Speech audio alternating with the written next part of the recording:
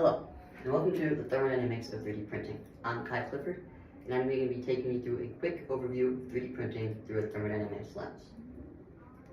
So first, we're going to get into what 3D printing is, in case you're unfamiliar. Then we're going to look at how thermodynamics applies and why this matters. So 3D printing is a process that's officially coined fused deposition modeling. It's an additive manufacturing process that creates parts via heating a filament that's usually externally stored and feeding that into an extruder. That extruder goes through a nozzle, and that melted material that comes out of the nozzle is extruded onto a build platform, and the part is built layer by layer. So this process is obviously pretty fast, as a lot of people use it for at-home prototyping, and you don't have to have a lot of complicated tools that you would need for other manufacturing processes. So there's two main ways we can look at thermodynamics here: the heating phase and the cooling phase. Since we've got to heat plastic to the correct temperature, we can do some math on how we can get to that correct temperature, how much heat we have to put in.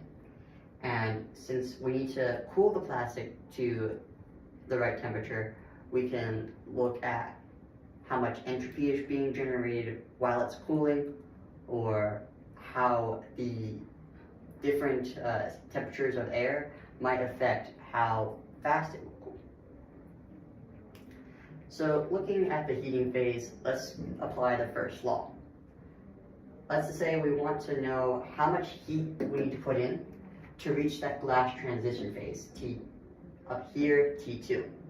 Assuming you're starting from room temperature, T1, know the specific heat of the filament, and know the mass, the amount you're trying to heat up, we can calculate how much heat we need to put in to reach that glass transition phase and have a quality print.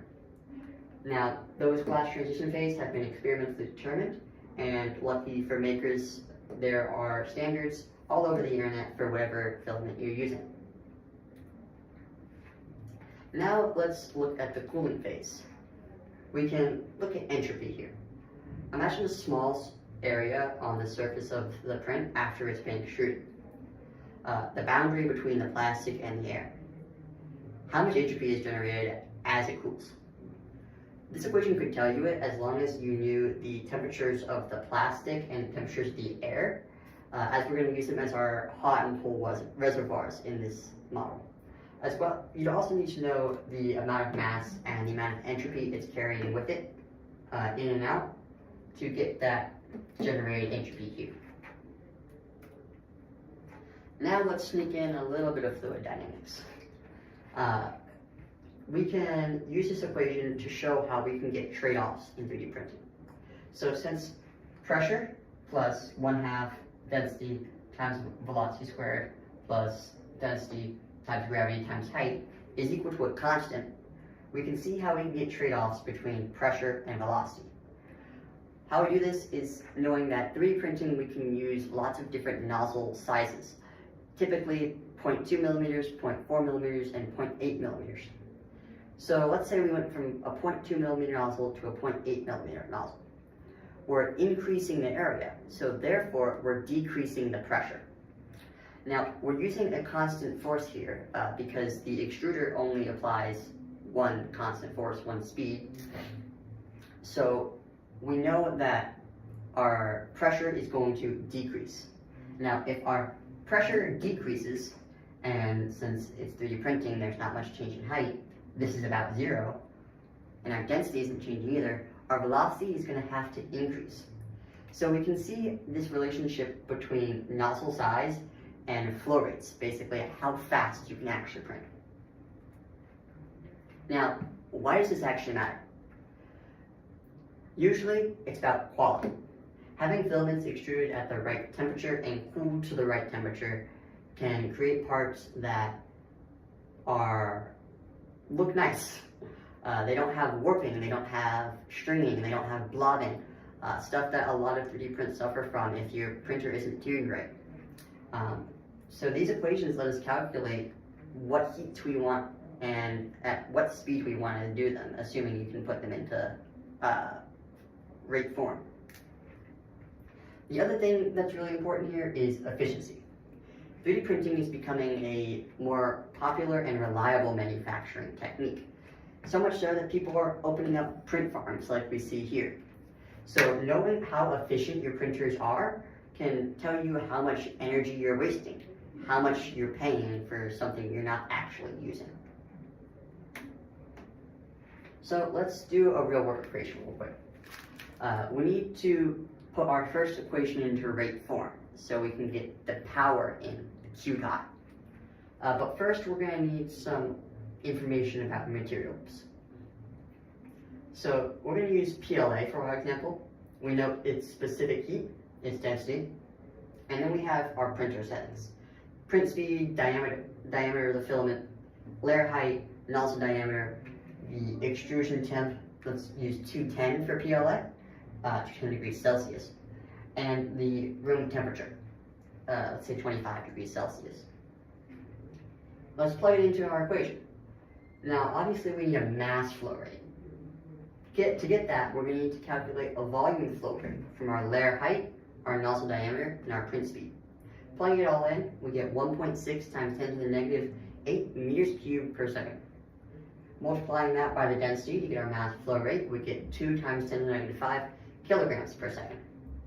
Plugging that mass flow rate along with our specific heat and change in temperature, we're going to get that the power we need to put in, Q dot, is equal to 6.66 watts. Now, this is assuming ideal stuff, but it's still a good baseline for the minimum amount of power we would need to get it to that glass transition phase. Now, here's a really cool application of using thermodynamics. This guy is going to use cold air to cool the filament faster than it would if it were just cooling into the air.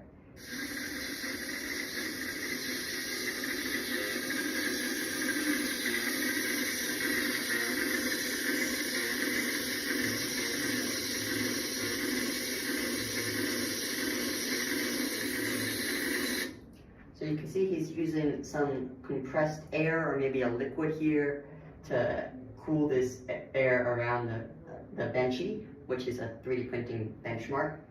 And he did this in less than 2 minutes, which is very impressive as a lot of printers can take 7, even up to like 20 minutes to print one benchy. So in summary, thermodynamics is very applicable to 3D printing. They're so closely tied together that a lot of the filaments used in 3D printing are dubbed thermoplastics.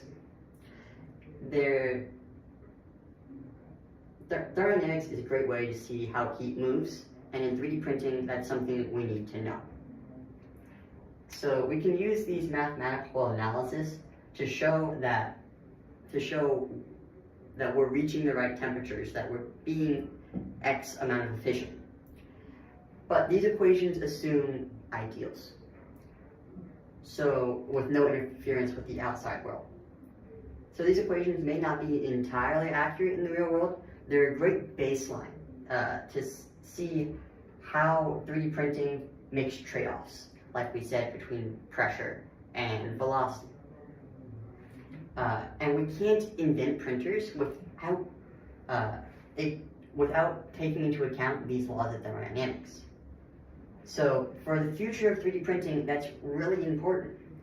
People are continuously looking to print faster and print cheaper. Thermodynamics is not what stands in the way of this, as some might assume from this presentation, but instead something that with a deep and concise understanding of, we can leverage to create the future of 3D printing and the future of manufacturing. And thank you to these websites for providing pictures and information. And thank you for listening.